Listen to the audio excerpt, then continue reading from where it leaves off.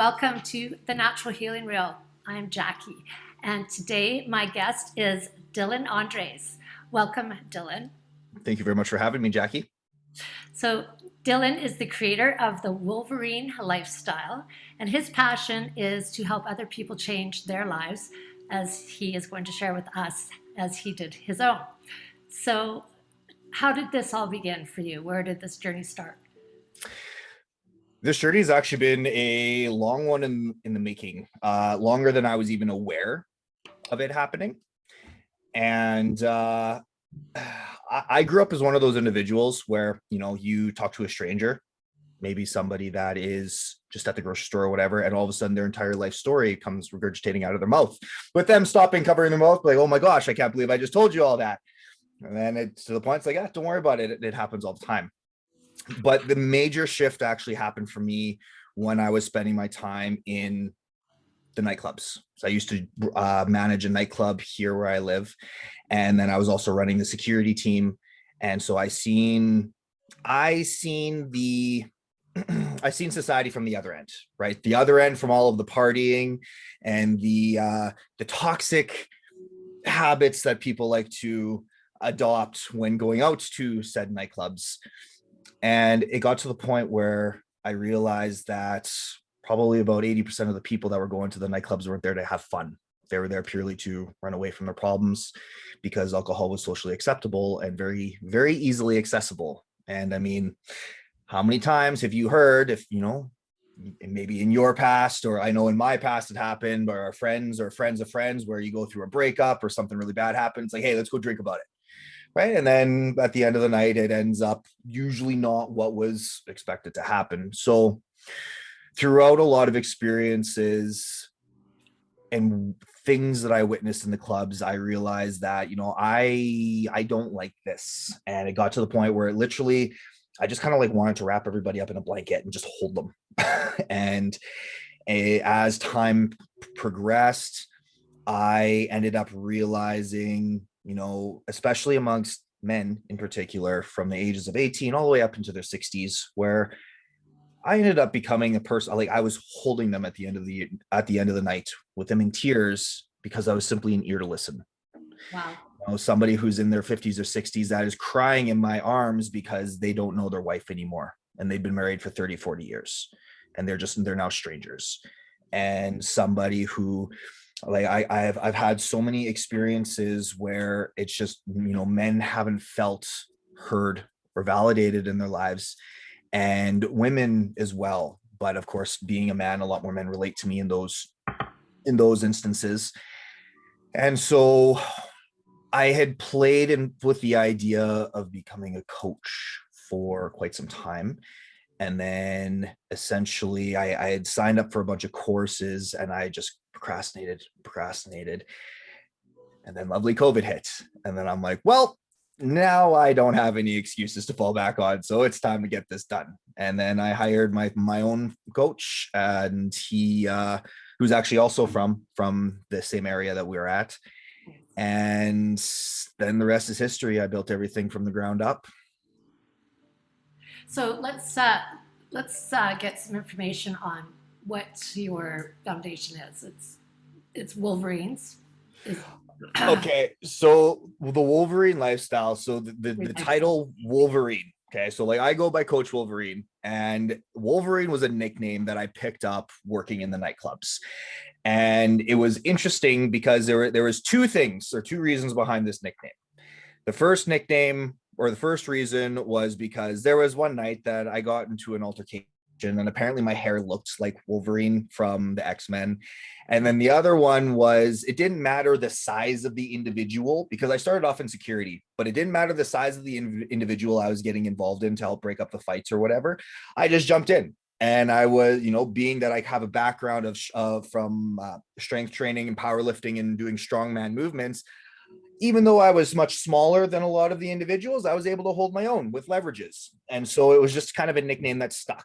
And throughout my time in the nightclubs is actually when I found my own confidence, because I had to be, right? I started off as a doorman on a box, and I worked my way up to managing the security for the entire property of the hotel and 2 nightclubs before stepping into the management position. So I had to be confident, There was no, basically I had to put on this hat to be confident and learn that way. And so when I created the business, the Wolverine Lifestyle, or keeping the title Wolverine, it was my ode to it. That was my staple, or my, what's the word I'm looking for? Your stamp. Yeah, it's my stamp, because that's how I found my confidence, was through the nightclubs. Because if I didn't work at the nightclubs and I didn't go through those, if I didn't go through all the perspective and perception shifts that I went through in that time and learned to find my confidence in that time, I wouldn't be who I am today. And so that's kind of yeah, it's just paying my dues and my respect to that time there in the nightclubs. And so I kept the Wolverine name. So outside of that, it doesn't have anything to do with the actual Wolverine animal by any means. It is purely just a nickname that I had in the clubs. Yeah, that's good though. That's really authentic to who you are then, right? So you're Yes. sharing from a place of right at the core. So that's Mm-hmm. so who are you who are you coaching? Like how are you putting your word out there to the public? Like how, besides talking to me on a podcast, and you go about helping people, like people So to you through Facebook or Instagram or most of my stuff is done through Instagram and YouTube, actually. So I have I guess it's my business and / personal page on Instagram, which is just at coach.wolverine. And then I'm also co-host to a YouTube channel called A Conversation Over Drinks, where myself and one of my best friends, Kyle Colonna, or Coach Colonna, we talk about vulnerable things or uncomfortable things, most often while also doing something vulnerable and uncomfortable. So this all started off with us just having these conversations where we're like, man, we need to start recording these conversations, because he would come in, we would talk for it was supposed to be 20 minutes, and then all of a sudden 2.5 hours later. So we would just made a joke, and then eventually we just made it a thing. So it started with us standing outside in -30 in our board shorts, talking about uncomfortable things while physically being uncomfortable. And so we've done that. We've done sauna sits. Unfortunately, the sauna sits and the talking don't work because our cameras or phones overheat. So we end up losing part of the video. Or we've done the ice baths, or we've done things where we're talking while doing something uncomfortable in the gym and whatnot. And then fortunately, all of that content is actually being pulled and put onto cable TV.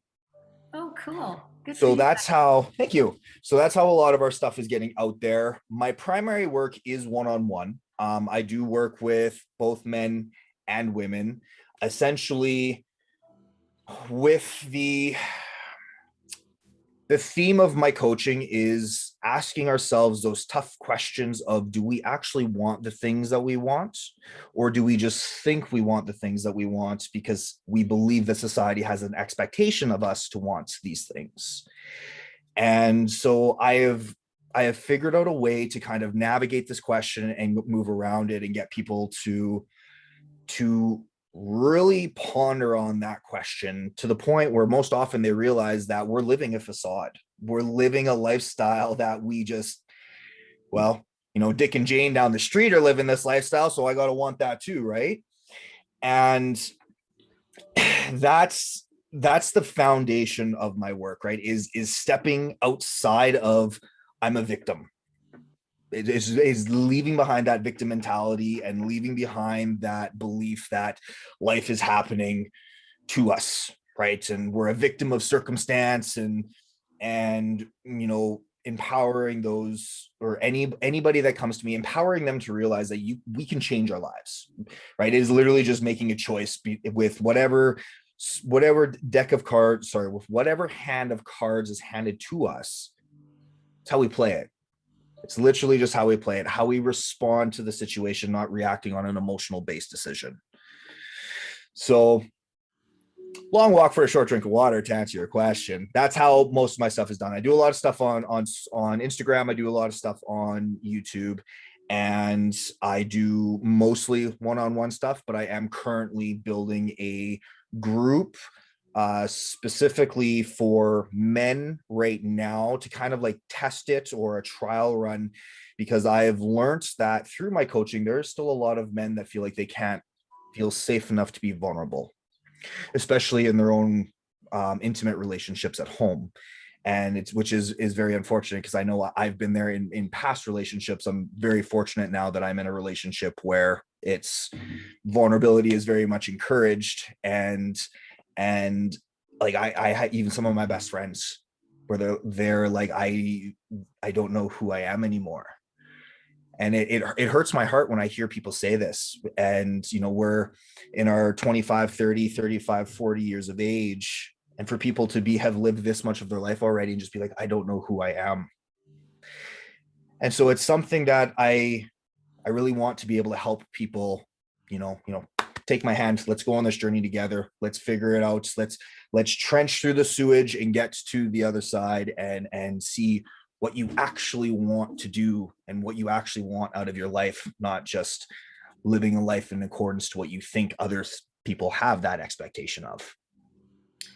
So true, right? And I think what you're saying there as well is so important is just asking. Like, I know for myself, just busy with kids and businesses, and then all of a sudden it's like, okay, well, what do I want? Well, Yeah. what do I want? I don't know. Like, it's just, I don't know that many of us are asking that question often enough. Mm-hmm. I mean, Yep. maybe if you're single and you're kind of doing that thing, but I think when you're, running the rat race of, trying to do the kid thing and the house and the groceries and all that, I think that kind of just falls to the wayside a lot. Yep. And it's and I really actually, that whole society thing, it's really been plaguing me these days. Again, it just, I mean, the fitting into the box, right? Yep. You're not Absolutely. framed. It's great for you. So you get to succeed in life, and if you're in the right brain, if you're creative, and that kind of it just didn't really, the doctors and lawyers and the big paying jobs and being successful, and like what you're saying, down the street they have blah blah blah. You don't really. It's not an easy fit for you, right? It's yeah. I know It's for a circle. myself. It's a circle. It's not a square. Yeah, exactly. And And I the like thing a is, circle. and we're the ones holding the pen, right? We can draw the circle in any size that we want it to be, but it's if we I've noticed like we've been socially conditioned to think otherwise, right? We've been socially conditioned to think that other people, you know, that everyone else or people that have whatever successes that we want, that they just got it easy. And it's, I have a huge fascination with psychology and Yeah. social conditioning and how the brain works and limiting beliefs and all that kind of stuff, right? And I think a lot of us just realize that the things we want in life are all absolutely obtainable, but we are so much fixated on staying in our rooted comfort and chaos. Because as soon as we jump out of the fire of our current chaos, that is, or our current peace, that is foundation in chaos, you jump out of the fire into the water, that water is cold. It might feel better for a little bit because the fire is now out, but eventually it's still cold. And so then we begin to self-sabotage and then dragging ourselves right back over down into that fire because that is our familiar. Even if it's not comfortable, it's still familiar. Yeah. And so that's Those one of those. patterns, those patterns are generations old as well, Oh, right? absolutely. And And that's one of those. the victim mentality Yeah. is so gross, right? And it's so society. Everybody's a victim, and Yep. as soon as that you pull victim, and you really are being victimized. But as soon as you start saying, "Wow, I'm victim," then you get more of what you're saying and what energy you're putting out there, right? A lot of Yep. attraction. So it's really quite a double-edged sword, you know. Exactly. And like, and what we believe is, so I believe our truth is only 50% right. Right? Because in whatever mindset we're in, that's what we're going to see. Right? How many times have you heard the saying, bad things happen in three? So when something bad happens to us, we're automatically going to be looking for these next two things to be like, okay, now the bad things are done. We can start looking for the good things again. Right. And so we perceive life the way that we are, not the way things actually are. right? Like I'm a believer that life is just life. It just is. But if we're in a crappy mindset, that's what we're going to see. If we're in a great mindset, we're going to see the opportunity. And so breaking that cycle, I find is so damn important, because it puts us outside of our current familiar. And our current familiar, even though, like I said, it's even if it's not actually comfortable, right? Like, sitting on the couch eating a bag of Doritos and drinking pop or whatever it is, it might not be comfortable to do, and we might hate ourselves, but it's also equally as uncomfortable, but also unfamiliar, to get off your ass and go to the gym. Yeah. Yeah. So just breaking that cycle, right? And the way we think and how we think is all habitual.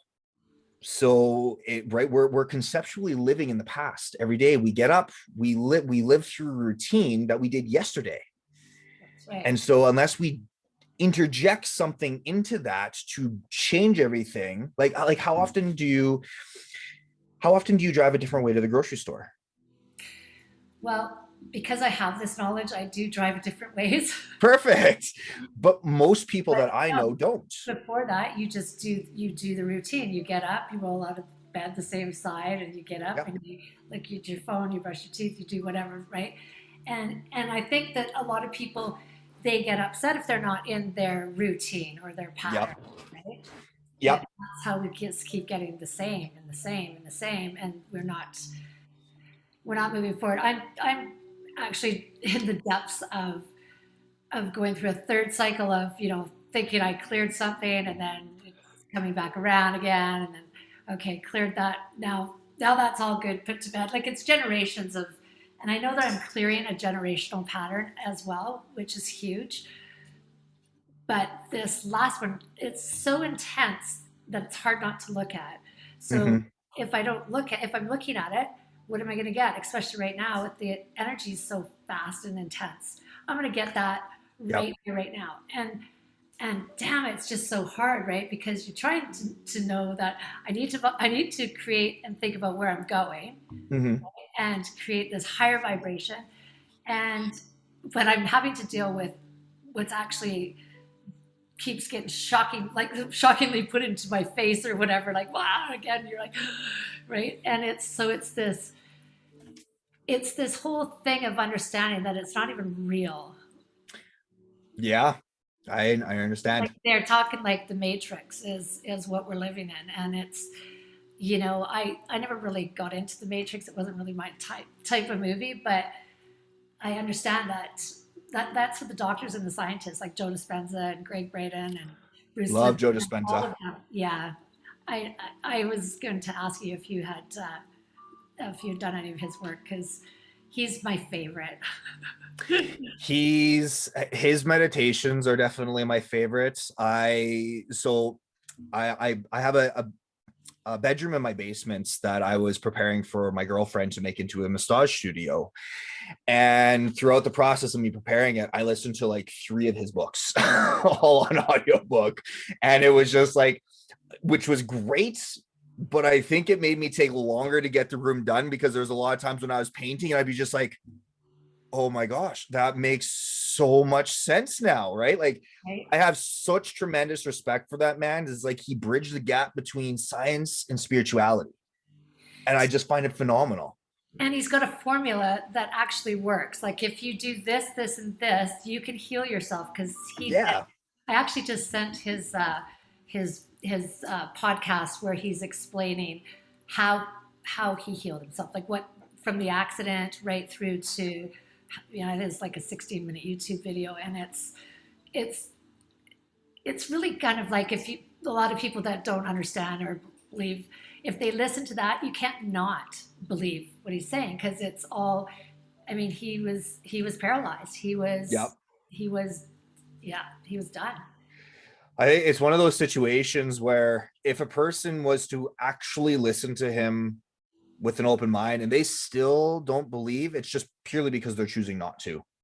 Totally, totally. Because then you're not in society. You're not in the box, right?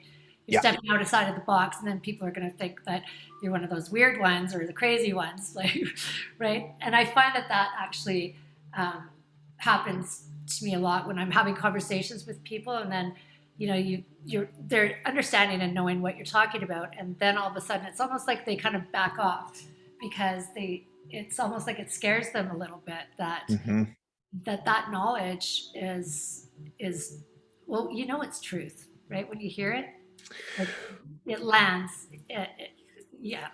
It's uncomfortable, right? I think when people realize, right?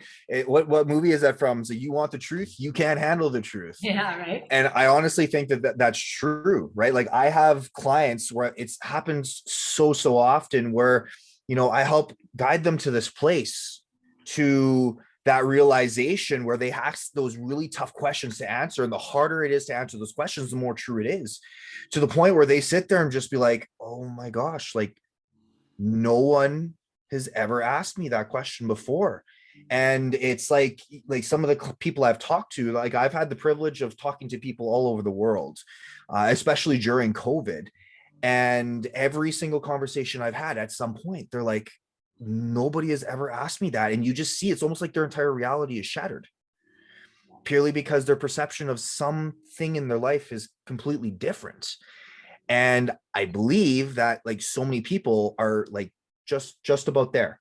But then if they were to dip their big toe into that, it's so uncomfortable for them to realize that this narrative that they've written for themselves, that they've been living by for so long, is only their truth because they believe it to be true, right?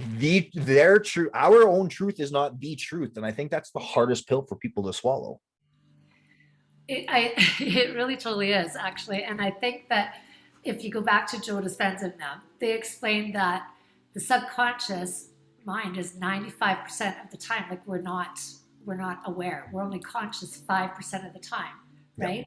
And that's really huge. So if we're having 70 to 80,000 thoughts a day that they say, and they're repetitive, and we're having the same thought over and over and over, that's just chattering and creating stories in our head. Well, what if I do this, then that might happen.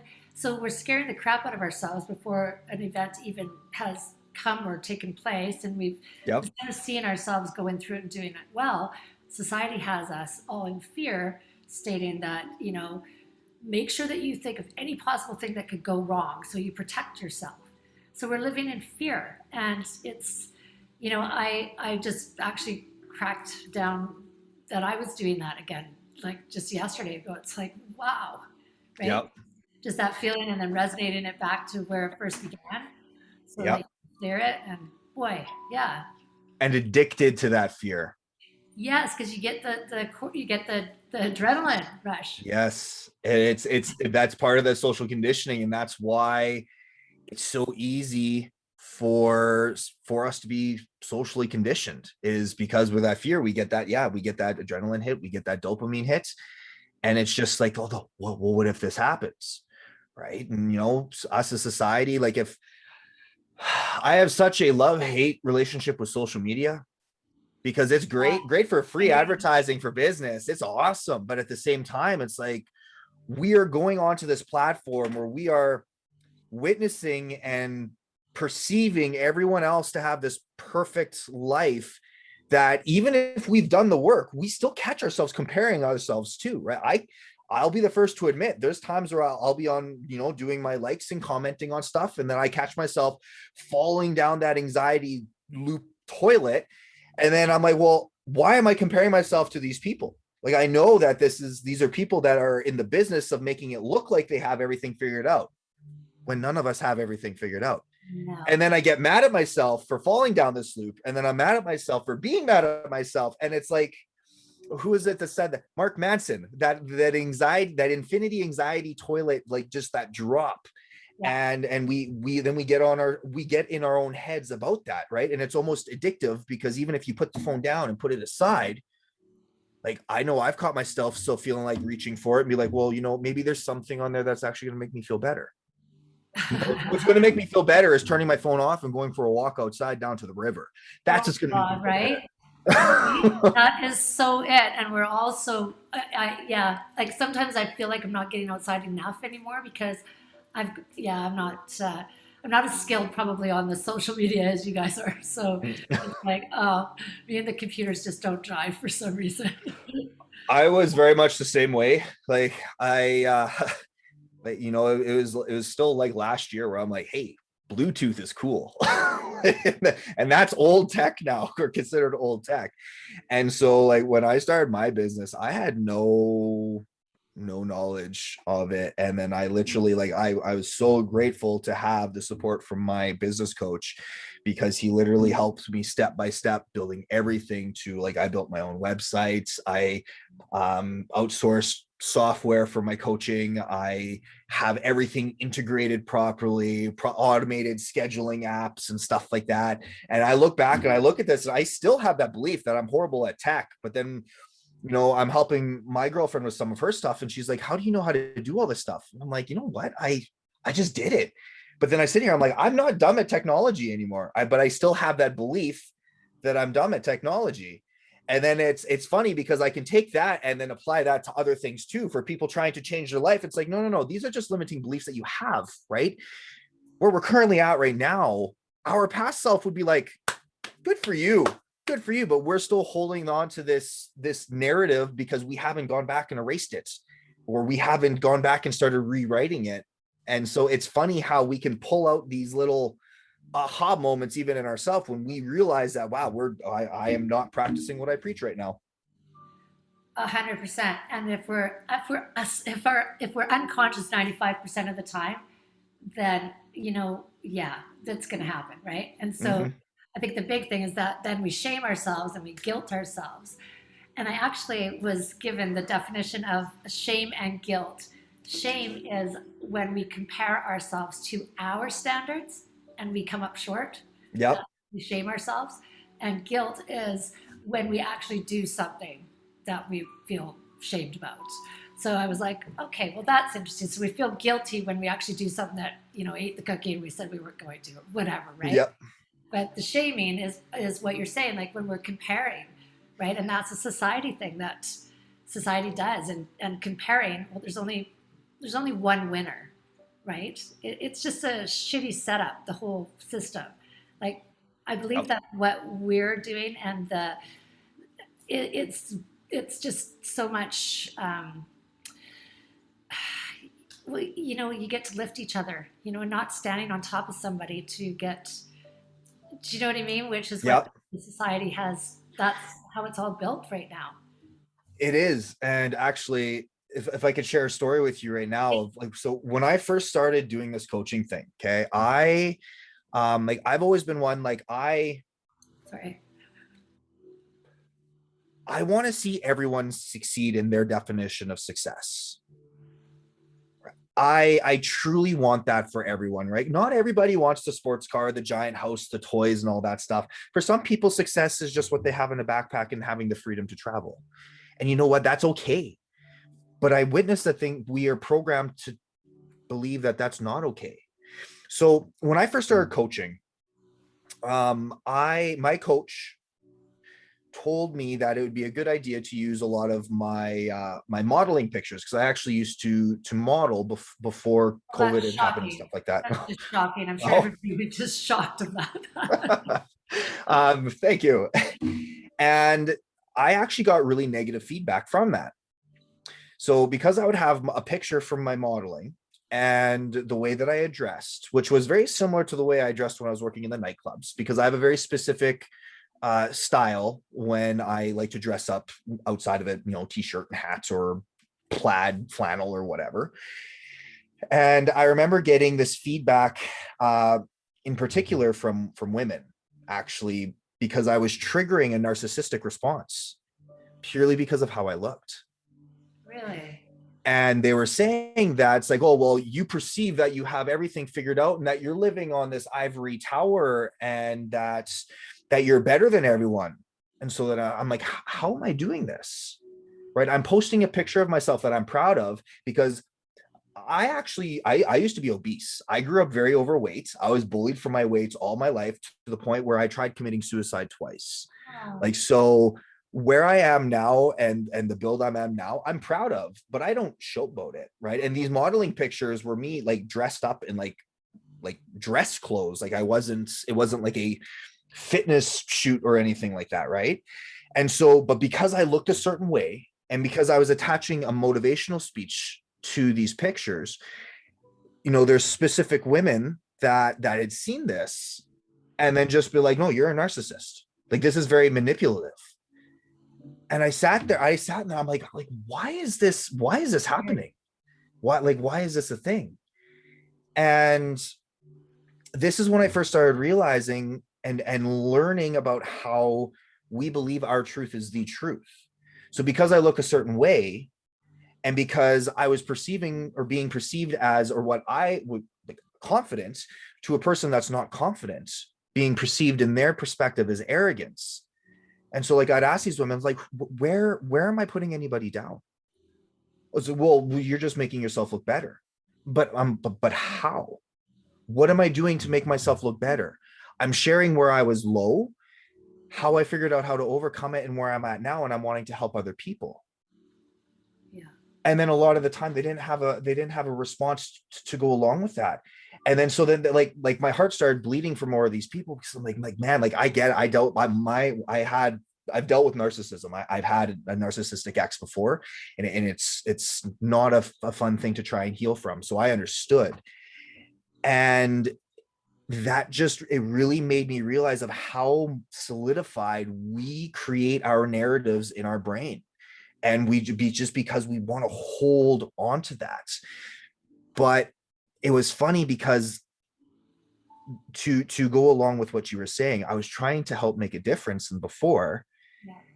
And then getting such negative feedback because it was positive, but it was being misconstrued as negative because it was through the filter of their wound.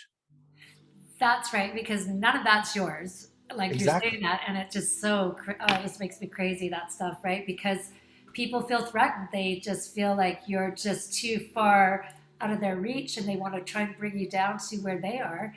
And so that's what society does. Everybody's judging each other.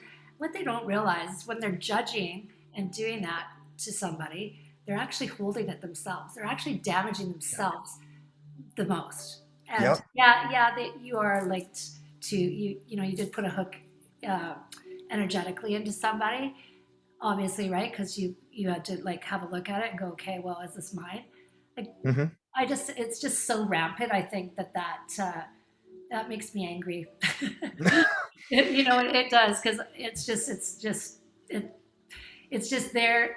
And yeah, it's just they're threatened. And so let's just bring down somebody who's done something really well for themselves and got Yeah. to a good place and tell them, yeah, you know what, you're not good like that. Yep. Well, it was an interesting, basically, aha moment for myself because as I mentioned, I dressed the exact same way I did when I was managing in the nightclub, and the one comment, sorry, that I got on a very very regular basis, like a nightly basis, if not multiple times a night, was, "Wow, you're not as much of an asshole as you look." And I'd be like, nope, no, I'm not actually. That's why you got to get to know people, not judge somebody by how they look. Right. Like I've never been one to like, I'm not, I don't put myself up here. Like I am not perfect. I will be the first to be like, yep, I messed up. That's my, that's my bad. And it's interesting where even just being in a position of owning your faults makes people uncomfortable. I think you're right. I do. I believe that you're right in that. And exactly what you're saying. I've experienced exactly what you're saying right now. So it's interesting for sure. And I've not just experienced it once or twice. I've experienced it like a lot. Like it's just too bad that it's like that. So how do we change that, right? Just by living well, by living and living well, just in spite of them, I guess is what you do, right? It's just show them how by living well. I mean, that's the best I medicine. think a Yes. lot of it is killing them with kindness. right? Is realizing if a person tells us something like this, like, so when I first had these people make these comments, like I felt triggered. Like, I am not this way. I am not an asshole. I am not a mean person. Like, I am and then so I sat with that thought. I'm like, why is this triggering me?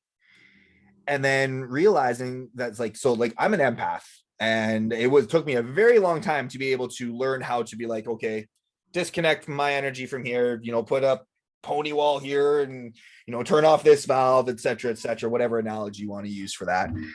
And so realizing that it's like, okay, so like when I feel that and be like, you know what, this isn't mine, and be like, you know what, man, or lady, I'm sorry you feel that way. However, I still wish you peace and happiness.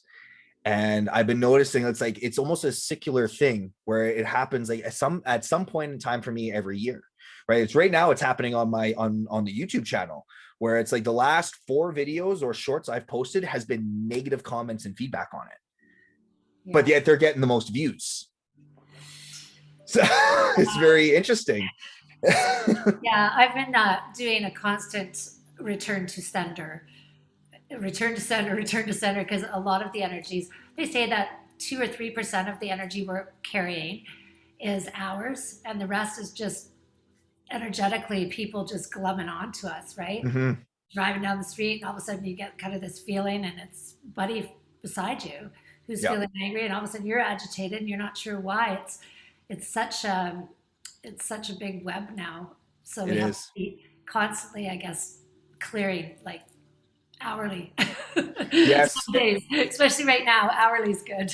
It very, very much so. Actually, so it was interesting. Can I actually share with you when I learned first how I separated my energy from someone else's? Tell me. Yeah.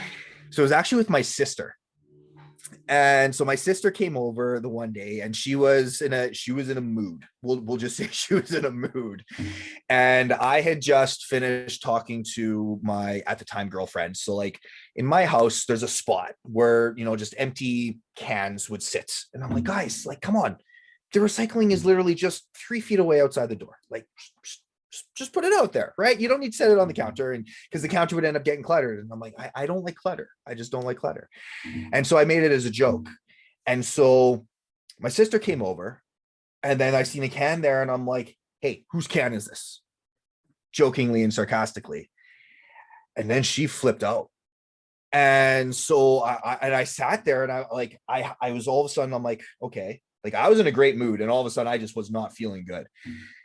Up here, I was feeling good, like in my head, but like through my sternum and my stomach, I was feeling like this feeling of judgment and this feeling of like just unsettled. I don't even know, just yuck. And so I'm like, oh, there's no reason that I should be feeling this way. And so I just had that thought. So I asked my sister, I'm like, what's going on? And she's like, nothing. Why? And I'm like, okay. So she keeps talking and talking. And as I'm listening to her tell my girlfriend at the time, I go and sit down, and then she comes over to the couch beside me. And I'm like, okay, what's the matter? And she's like, nothing. I'm like, Shanesty, what is the matter?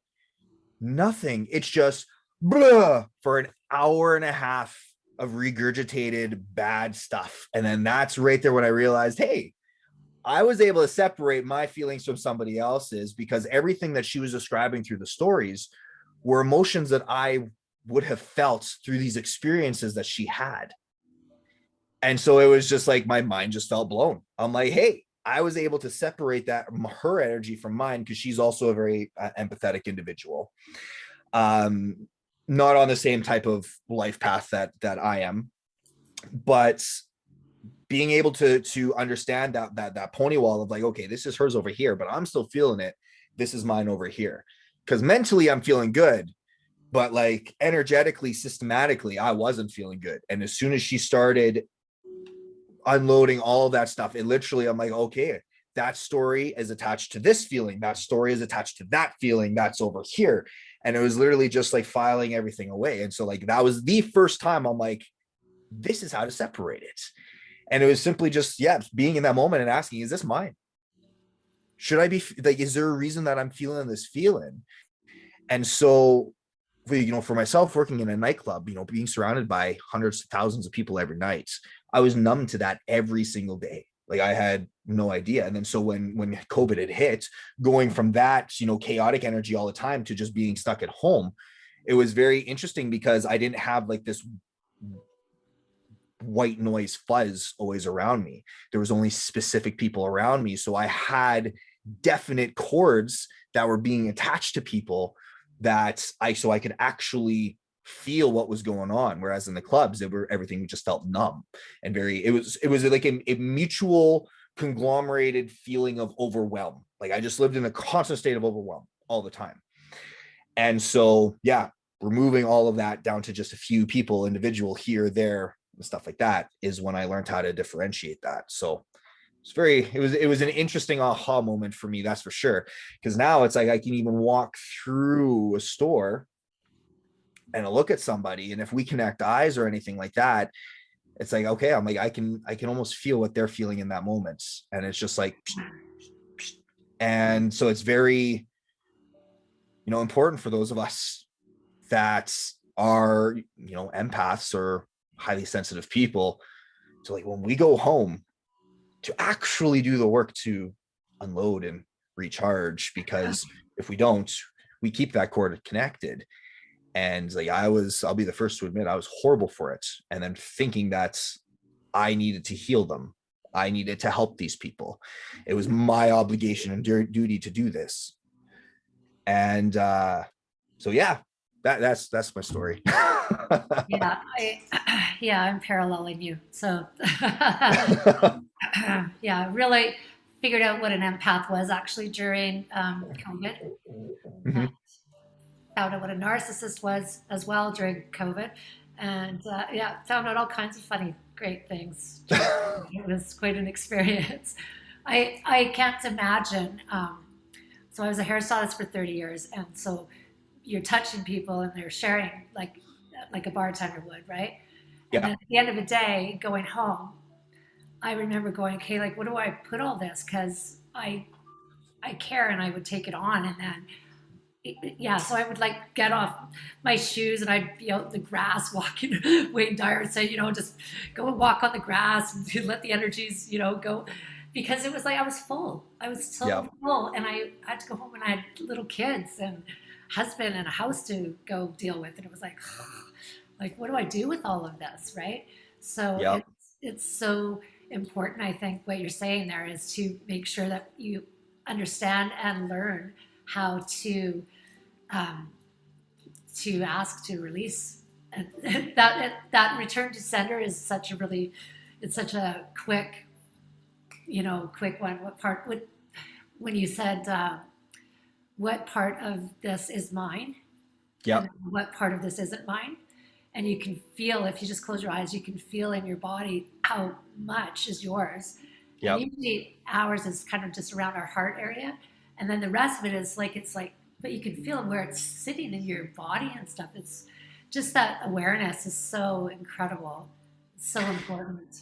It is. And then this leads back to earlier in our conversation where I think a lot of that awareness that people can have makes them uncomfortable, where they start actually realizing that, a lot of these conversations that people like yourself and myself have, people on the outside looking in think that we're crazy having these conversations. Yes, I do. But then when they start hearing things that they relate to and realizing that, wow, like this is actually potentially real life, it makes them uncomfortable to realize that there's more to this 3D world that we currently living in. Yeah, I just love the whole quantum field and the physics and all of that and how we're all energy and it's amazing to me how many of my friends that I've been best friends with for years, they just don't even have the same understanding that I do at all. And it's no Mhm. wonder, I get called, oh, she's doing that Jackie talk again or whatever, right? Because, excuse me, it's to me, it's just fascinating, right? Like we are all just energy and everything's energy. We learned that in science. So energy is infinite. It just goes on and on. And it's, you know, if you just delve into that just a little bit further, then it answers so many questions as to why we're struggling, and not sure why we haven't been taught how we are to interact in this Yep. earth plane. It's very, well, it's a society thing to control us again, right? But it's Yep. so empowering to have that knowledge, right? And then to start to access a bit of it, it's like, it's, yeah, it's what we're supposed to be. That's what we're supposed to be awakening to. Yep. Well, it's so it's funny how you bring up the energy thing. So I was at a party a few months ago, closer to New Year's, and my buddies, you know, the bros, were all standing around talking, and they were making fun of the girls because they were talking about crystals and stuff like that, right? And the energies around crystals, and they're making fun of it. I'm like, why are you guys making fun of that? And like, oh, well, you know, this, that, the other thing, like that stuff's all fake and hooey. And I reach in my pocket and I pull out a handful of crystals and I put them on the table, and they're like, no. And they start making fun of me. And I just stood there and I'm like, do you really think that your guys, like, do you think you making fun of me is going to make me feel bad about this? Like, do you believe in energy, right? Vibration, which we all learned in freaking junior high science class. So, you know, like this crystal is supposed to help with this. This crystal is supposed to help with this. And, you know, they kept, you know, mocking or whatever. And I'm like, hey, I'm going to feel good about it. You guys don't, whatever. So I grabbed my crystals, put them back in my pocket. And it was funny because there is one of them that actually asked me days later where to go. He's like, so you're actually into that? Like, where can you go get some of those crystals and stuff? I'm kind of curious about it now. Well, and it's, you know, the information that we're sharing is, it's centuries old. It's like, it's knowledge that the Egyptians had. It's like, it's not Yep. new. Nope. It's just, we just haven't been exposed to it, Yep. which is unfortunate for us. Yep. But fortunate for us now that we are able to, you know, stand out and kind of be the leaders to say, you know what, well, this is actually what's happening. This is what's happening in my world, and be, I don't know, be put ourselves out there, right? To be Yep. authentic enough to say, right, laugh or whatever. It Well, doesn't matter. and that's a huge, is just showing people that, hey, this is okay. It's Yeah, okay to show up in life as a goofball. yeah. It's okay to, oh, here's a prime example, actually. So my girlfriend and I were out with her family yesterday, and her mom's boyfriend made this comment about he would never wear a matching outfit or an outfit that matched with his significant other. And like just like there's a disdain in his voice about this. Yeah. And I'm like, why is that a big deal? Like my girlfriend and I have, like, we have the same sweater, and we both had white Converse shoes and wore jeans once. So we literally, it was like a matching outfit. It wasn't intentional, but we're like, hey, cool, we'll match, whatever. It is what it is. But for him, like, it was just so far out there. And like he was almost offended that he was even asked about this. And it's like, well, but why? But like, I what can is, tell what you. yeah. He was dressed up as a little boy, like his little sister who's called a girl or something, right? There's some deep-seated little pain that's in there, right? That he's harbored and buried for all this time, probably, right? Very, very possible. I did not ask him that, but you are probably right. You're probably right. And you know, that's actually one thing that I've learned so much about from my girlfriend, actually, that she's taught me throughout this journey, is to, you know, how much better life is just being authentically yourself, not thinking to do something and then be like, well, wait a minute, what are people going to think of me if I do this? Right? Oh, As long as it's something that's not morally wrong, and yeah, you're having a thought, be like, hey, this could be fun, just do it. yeah, Like I've learned, even like in the last, say, 6 months to a year, I have realized how much I have limited myself, turned my volume down, or like kept myself on reserve because of fear of what other people are going to think. And you know, like, this has been work that I've done for a long, long, long time. Like, in the personal development journey of probably better than a decade. But it's like the true hard ahas that really have been coming up have just been so apparent in the last few months. And I'm like why? Right. And you know, it said that true personal development only actually happens when we become sick of our own shit, finally. And like there are aspects of myself that I am realizing, I'm like, why do I do this? Like, who cares? Like, if this is something that makes me happy and it's not morally wrong, why do I care what other people think? Why am I watching over my shoulder to see what other people are going to think of me if, you know, most of these people I don't even know? And so that has been like such a resonating thing in my life and even in my clients' lives, thinking that they have to do something specifically. Like I got one client that out here who's very, very successful. He's 42 years old, 43 years old. He's going to be retired in 3 years, easily, like very, very easily. And now, so like with the work that I did with him was the discovering the importance of just free time, because he was one of those people that he was up at 4 or 5 a.m. at work by 6, worked all day. And then he's got 3 older kids that he's missed a lot of his life with. Right. And now he's got a younger daughter that he doesn't want that with. But then when in the beginning, when he took time for himself, there was a little bit of guilt there. And so now he's got this time and he's like, what do I do with this time? Like this was awesome when I have time, but like, do I learn a new skill? Do I find a hobby? Do I do this? Do I do that? And then at first he was like, well, what is this person going to think? It's like, well, it doesn't matter, man. If you want to do that, you do that. And don't worry about what other people think. And so now we're on that track, but the constant worry that we have about what other people think or other people watching us, it astounds me, right? Like if we're out in public and we go to the gym or whatever, and we see somebody that's like, that is a very bright outfit, right? And like, and outside of seeing and witnessing this person wearing a bright outfit, do we ever think of this person again later? No. It's just like we have this belief that people are thinking about us all the time and critiquing our own life, when in reality, when we're on our head, we're thinking about ourselves all the time. Right? We're not worried about everybody else going around, but yet we think that everyone is thinking about us.